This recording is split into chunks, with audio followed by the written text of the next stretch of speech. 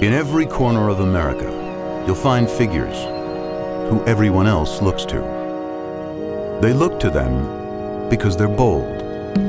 They look to them because they're exceptional. They look to them for reminders of what's possible, regardless of who you are or where you're from. And in Bayonne, New Jersey, the one they look to is a guy named Chuck Wepner. Because once upon a time, Chuck did something they haven't stopped talking about here, and probably never will. He dared to step into the ring with Muhammad Ali as one of the most unforgettable underdogs in sports history.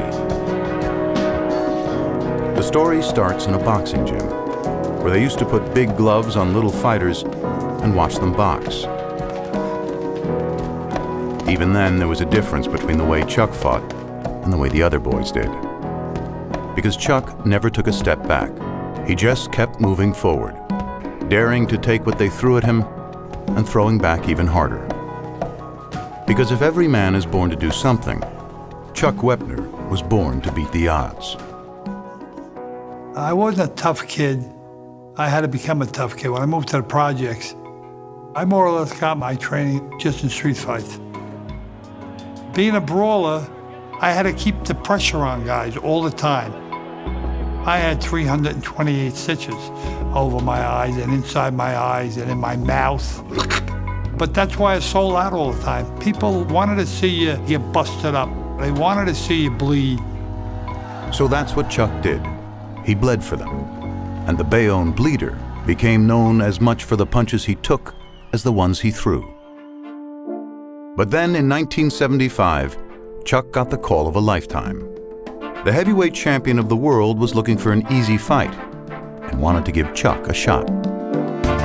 Tonight, in Cleveland, world-famous fighter Muhammad Ali will step into the ring once again. His opponent, the 35-year-old Chuck Wepner, a little-known boxer from Bayonne, New Jersey. One day, a liquor salesman without a full-time trainer. The next, a contender for the heavyweight championship of the world. Chuck says he's been dreaming every night that he's going to knock Ali out. There's almost the word Ali can't lose sort of thing. Have you heard that at all? Oh, I've heard it, but I don't believe it. You paid your dues? I sure have. I come to fight. I don't fall down like these other guys. The whole world may have expected Chuck to lose, but the people who knew him best, who knew where he was from, knew better. They looked at him and saw confidence, optimism, determination. A guy who dared to prove what no one else believed, that he could last the full 15 rounds toe-to-toe with Muhammad Ali.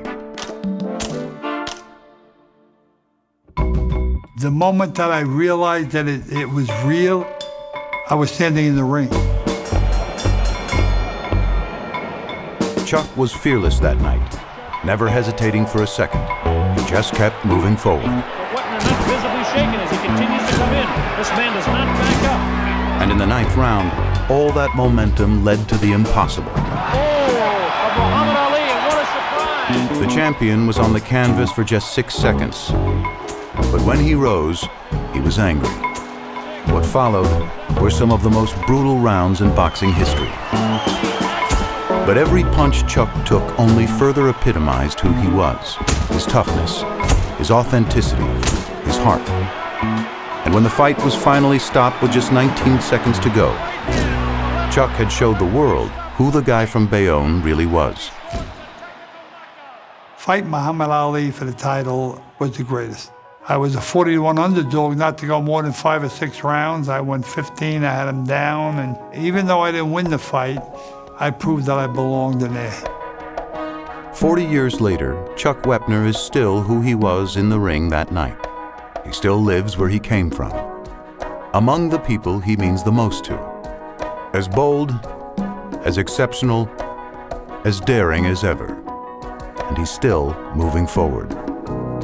People ask me, geez, Chuck, you became a little well-known. You probably could have moved anywhere after you fought Ali. And I says, why would I do that?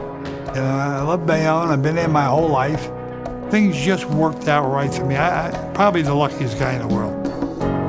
In Bayonne, New Jersey, they still look to Chuck Wepner, and they always will.